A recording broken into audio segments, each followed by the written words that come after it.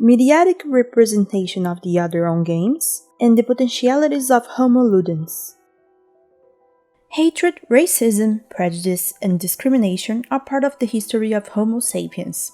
According to Harari 2019, these feelings arise with the imagined realities that we create, differentiating and hierarchizing the other for their domination, which is exercised, according to Santos 2008, through colonialism, capitalism, and patriarchy, to which Brazilian black feminists like Gonzales 1984 and Ribeiro 2017 will add racism and sexism. This article presents the hypothesis of change in the way of thinking of humanity, FLUSSER 2009, from the cause-consequence relationship of the time historical linear logic of the written texts towards the immediate meaning of the images through magical-imagetic-circular thinking. From them, the article discusses the concept of Homo Ludens, FLUSSER 1967, the man who plays, and how the materiality of physical experience with playing cards can help break stereotypes to teach the history of black Brazilian heroines. Understanding what unites us as a species and what separates us even so is essential to understand the cycles of hatred and racism that lead to conflicts between populations, communities, ethnicities, beliefs, and brothers.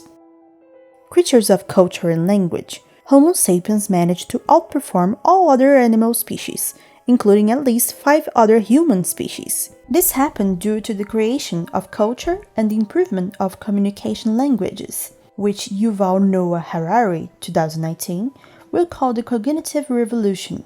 It is from this time that the first imagery representations date, certainly also the first religions, and probably the first social stratifications that hierarchize and differentiate one human from other.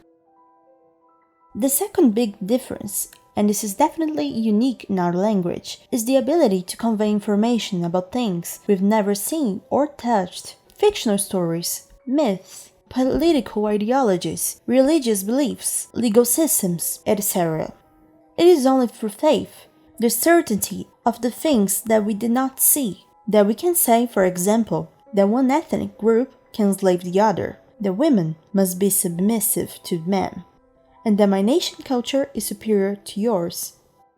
Czech Brazilian philosopher Willem Flusser will think of another category to define what separates us from the other species, including humans and other animals from the 20th century onwards, where Homo Ludens, the man who plays.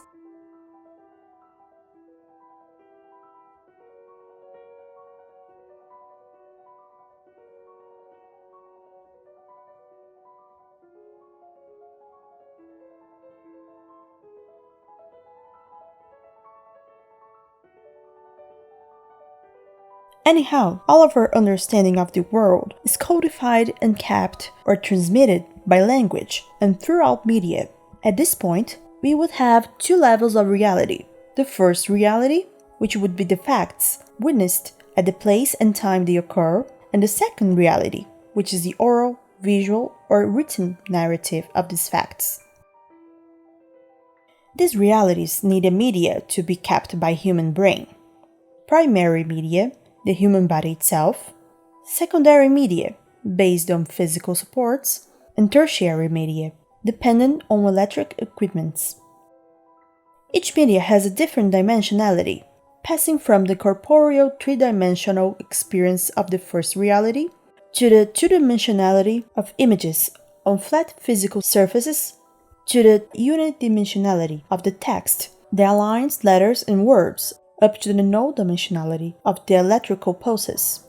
From the scheme developed here, it is possible to infer that each time the message goes from one of these levels to the lower one, it loses quantity and quality in the information it transmits. Obviously, you get to know the reality of a particular community, both ethnic and cultural, much better if you live intimately with its members for a while than watching a movie, reading a book, or laughing at a prejudice meme on a group chat. It's from this idea that the Palestinian Edward Said will criticize the portrait that Europeans and later Americans made of the Middle East. The Indian Gayatri Spivak, 2014, will claim the right of speech of the subaltern. The Portuguese Boaventura Sousa Santos, 2015, will situate the global south beyond geography. And the Brazilian Djamila Ribeiro, 2017, will explain what the term lugar de fala, place of speech, means. Now, we live in an era of visibility, appearance, image, especially digital and electronics. The way of thinking that shaped our current society and the scientific epistemologies we use in our academic works, however, was the same that emerged with the invention of writing and became hegemonic with the rise of the great religions based on sacred scriptures, the time-historical linear way of thinking. It is a type of reasoning that takes into account the present, the past, and the future, the cause and the consequence. The prehistoric way of thinking, still present and fundamental for the development of our subjectivity, since it has been used since before literacy, on the other hand, is different. It is based on the turning of the gaze, on the drawing, painting, photography, or video that brings at once the meaning of what is seen. That is why it is called by FLUSSER 2009 magical-imagetic-circular way of thinking. People are attached to the magical fascination of images, reinforcing their own prejudices, and are not convinced by rational arguments, whatever they may be. If the images are produced and/or broadcast by those who do not know the first reality of the facts, they will always be manipulative and manipulated. Initiatives for inclusion in the game industry are fundamental to combat the prejudice and stereotypes and to bring diversity not only for producers but also of representations. In the last decade, we have seen a trend in the electronic game industry of bringing themes such as racial, sexuality, and gender diversity to relevant titles considered mainstream. There are great examples such as the franchise The Last of Us, Nintendo's Animal Crossing, which released the option to customize the skin tone of a character, and FIFA games, with 12 women's football teams. The constructions of subjectivity obviously have to do with communication, education, and in our time, with images that we consume and in which we want to mirror ourselves. As our lives and relationships are increasingly experienced in digital environments, this is where we build it. Even so, in addition to digital experiences, we also need three-dimensional physical contact between people and with unidimensional material, such as printed books, and two-dimensional, such as, for example, playing cards, to improve our knowledge about the other, breaking down prejudice and stereotypes. Currently, there is a new generation of Brazilian black feminists, such as the writer Jarida Reis, author of more than 70 works in Cordel literature, and books such as Twister on a Hot Day, A Hole with My Name, The Legends of Dandara, and her best-known work, Black Brazilian Heroines in 15 Cordéis. Cordel literature is a tradition in the northeastern Brazilian region that allows easy, cheap, and extremely popular access to historical information and stories from real and fictional characters. Its simple language, its materiality, and the colored pages on which it is printed, and its distribution in street fairs, tourist spots, and all kinds of popular events make the cordel a powerful instrument for speeches of impact on these populations. When a feminist and black author like Reis uses this media to tell the journey and the struggles of black women made invisible by the official story, she also uses all the weight of traditional images and lithography, woodcut, and other techniques to further enhance the messages. The story and the images contained in them, however, went beyond the sequenced and numbered pages to a new playful materiality, a card game. In 2019, The teacher and master student in new digital technologies in education at Unicarioca, Alexander Ferreira Francisco, decided to use the texts of 4 Brazilian black heroines from the book Baia Reis, 2017, Antonieta Barros, Carolina Maria de Jesus, Laudelina de Campos Melo, e Tia Seata, to develop in its initial version a game that mixes physical cards and internet resources, Contae. Francisco was not the only one to transform the lives of important Brazilian black history characters into cards. Perla Santos, a black teacher at the Municipal Elementary School, Mário Quintana, also developed a set of cards to help in the teaching of Afro-Brazilian history and culture. The teacher realized that the children like to play bafo, a game in which they beat their hands over one or more cards to turn them over, and decided to ask for their help to develop a totally original deck. The text of the mini-biographies of Dandara, Kim Pavita, Aqualtune, Teresa de Benguela, João Cândido, and others were written by her, and the images were painted by the students, who also cut the cards to the size and format they were used to play in. Francisco's game, solely due to his research on digital technologies in education, could not fail to use devices connected to the internet. Still, he was concerned with offering offline possibilities. Perla Santos, on the other hand, opted for a totally analogic production, involving the students themselves in the manual work of building the game with which they will play. It's a teacher-student dialogue that dispenses with tertiary media and is done entirely in the first reality.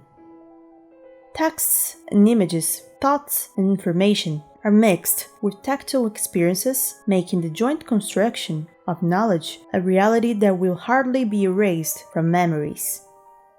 The game itself completes this interaction and makes the experience even richer.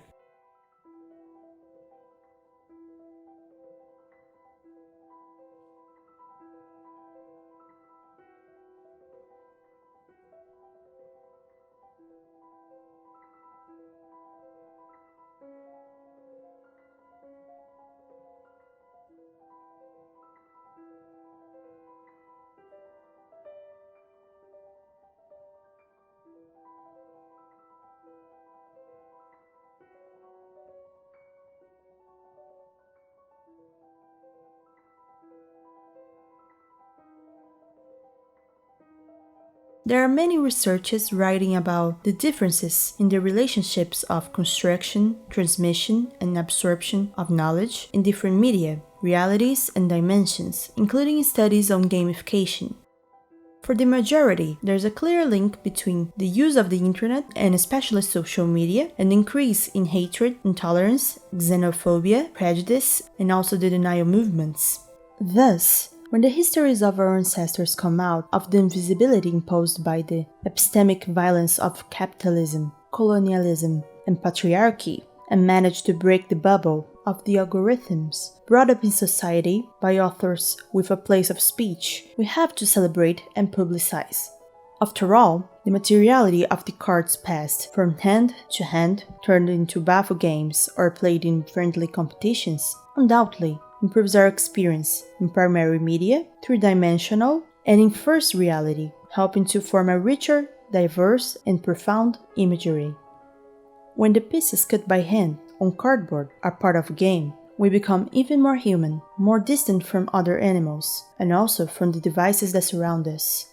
The game, as FLUSSER 1967 says, is what distinguishes us from machines, as well as the physical contact of the senses. Therefore, we also made a point of using this article, not the final text published by him in the newspaper O Estado de São Paulo in December 1967, but the typewritten sketch on 3 sheets, now very yellowish, which were found in 2016 and donated to the Villain FLUSSER São Paulo archive, where they are physically available for public access.